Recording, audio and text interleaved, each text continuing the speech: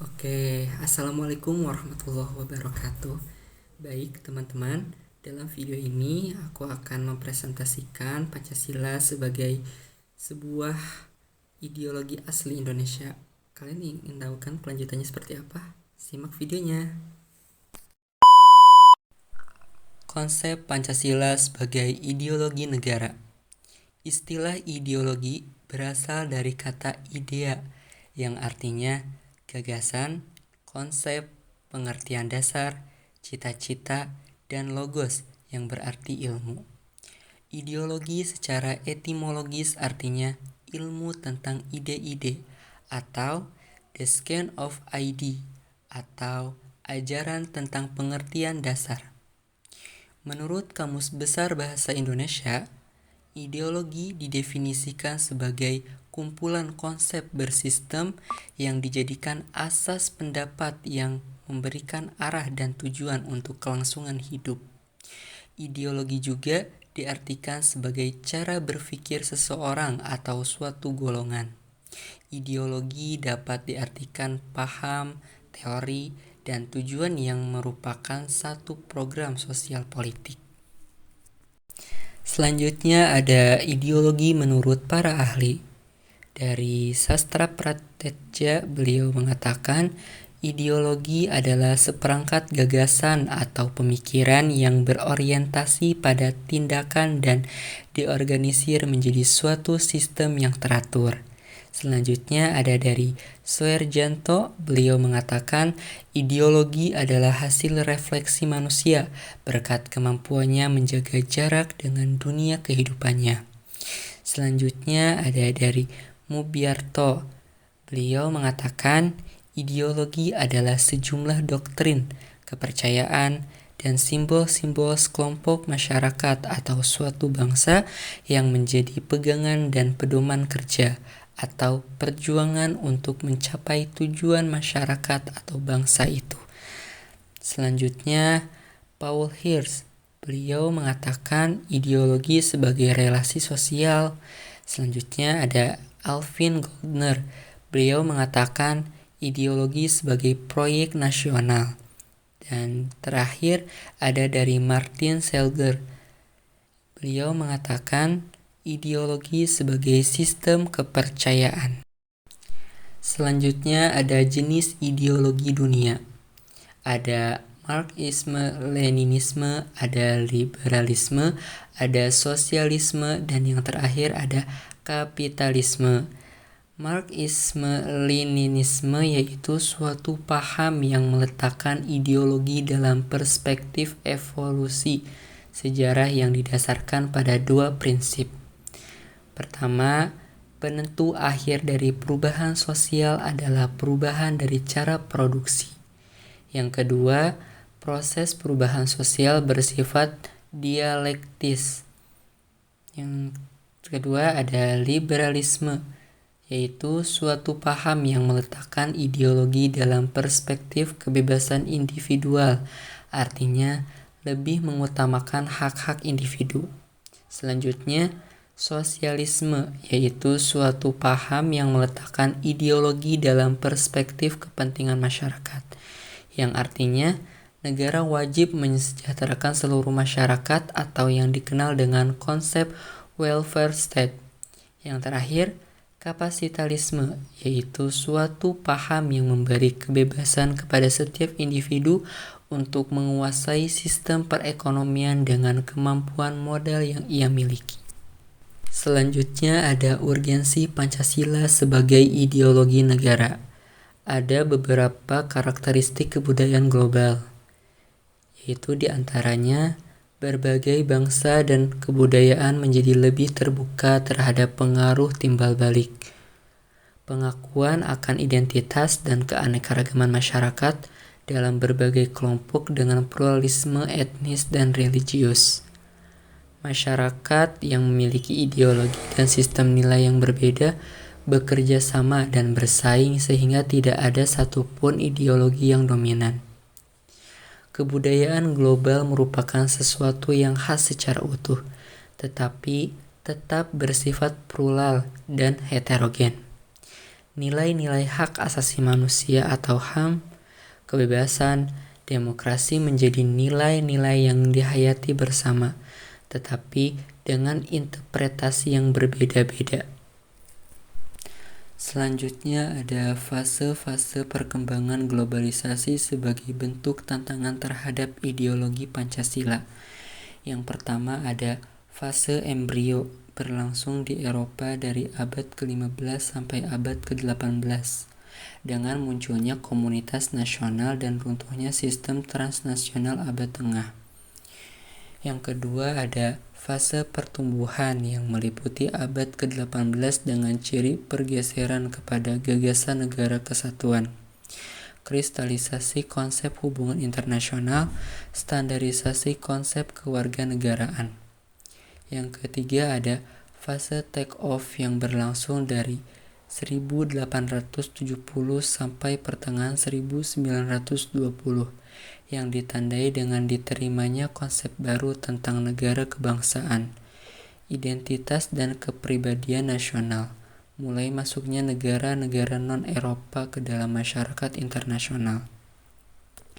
Yang keempat ada fase perjuangan hegemoni yang dimulai 1920 sampai dengan pertengahan 1960 yang ditandai dengan meningkatnya konflik internasional dan ideologis seperti kapitalisme, sosialisme, fasisme, dan nazisme, dan jatuhnya bom atom yang mengunggah pikiran tentang masa depan manusia yang diikuti terbentuknya Perserikatan Bangsa-Bangsa atau PBB.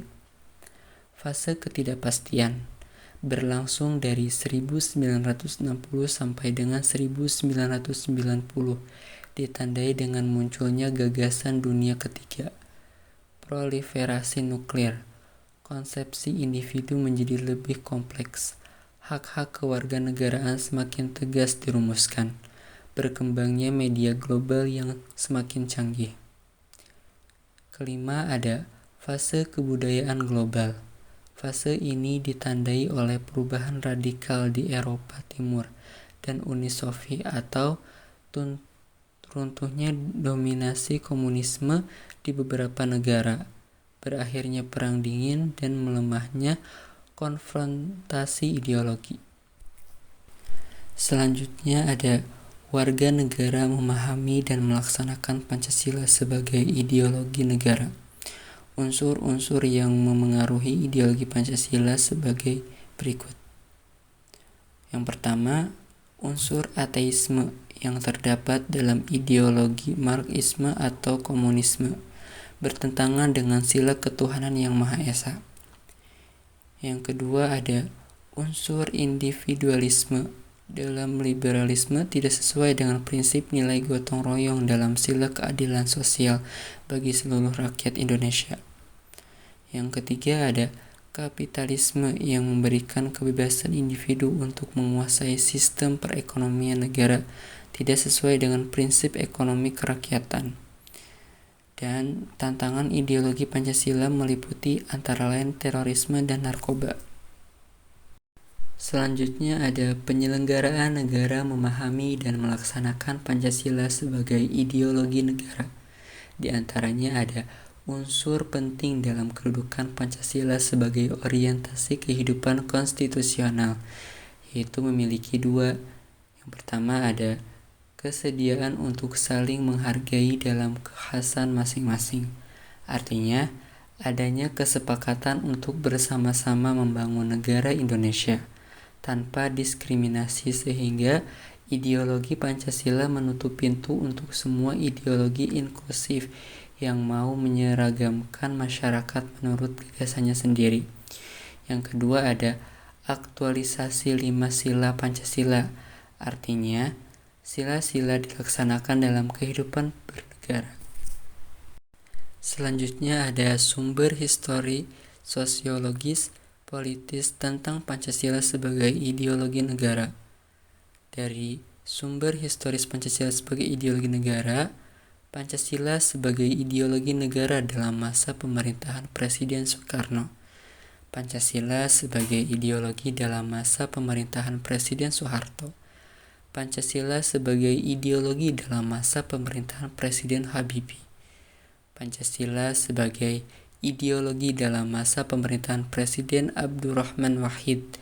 Pancasila sebagai ideologi dalam masa pemerintahan Presiden Megawati. Pancasila sebagai ideologi dalam masa pemerintahan Presiden SBY. Selanjutnya ada sumber sosiologis Pancasila sebagai ideologi negara. Unsur-unsur sosiologis yang membentuk Pancasila sebagai ideologi negara meliputi beberapa hal. Yang pertama ada sila ketuhanan yang Maha Esa, dapat ditemukan dalam kehidupan beragama masyarakat Indonesia dalam berbagai bentuk kepercayaan dan keyakinan terhadap adanya kekuatan gaib. Kedua, sila kemanusiaan yang adil dan beradab, dapat ditemukan dalam hal saling menghargai dan menghormati hak-hak orang lain, tidak bersikap sewenang-wenang. Yang ketiga, sila persatuan Indonesia dapat ditemukan dalam bentuk solidaritas, rasa setia kawan, rasa cinta tanah air yang berwujud pada mencintai produk dalam negeri. Yang keempat, sila kerakyatan yang dipimpin oleh hikmat kebijaksanaan dalam permusyawaratan perwakilan, dapat ditemukan dalam bentuk berbagai pendapat orang lain, semangat musyawarah dalam mengambil keputusan.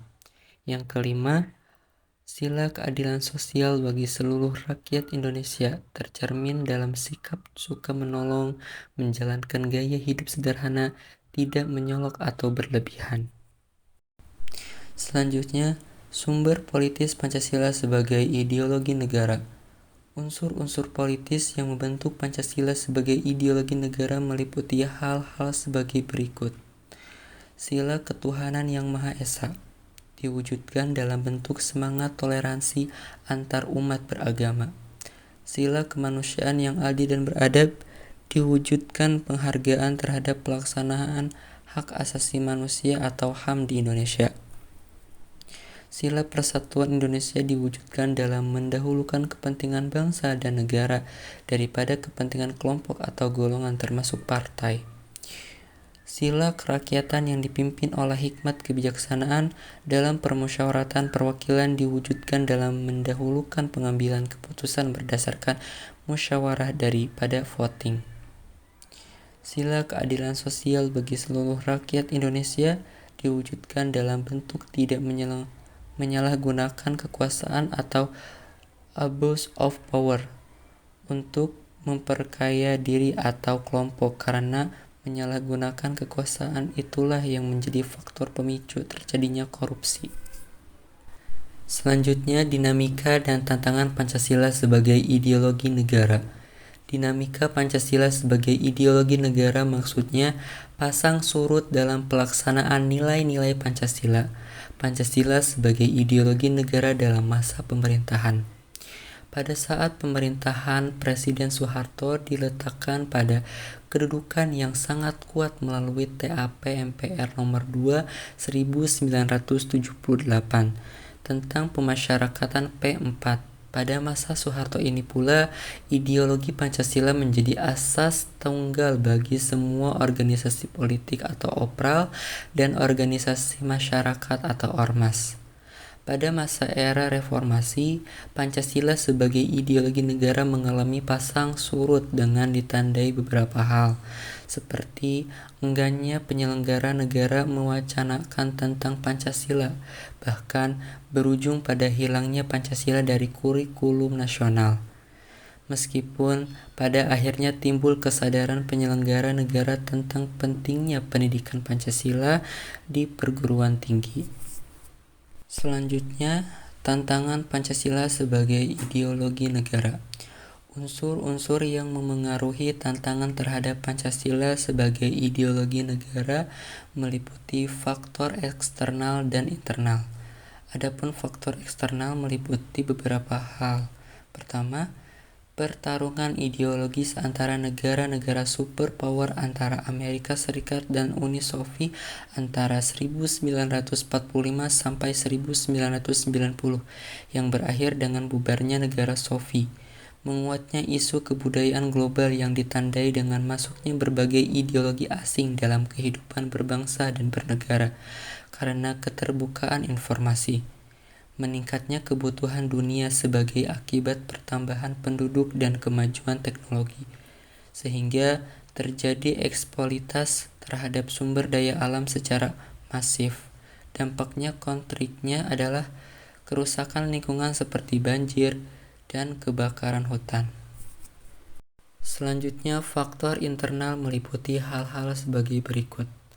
Pergantian rezim yang berkuasa melahirkan kebijakan politik yang berorientasi pada kepentingan kelompok atau partai, sehingga ideologi Pancasila sering terabaikan.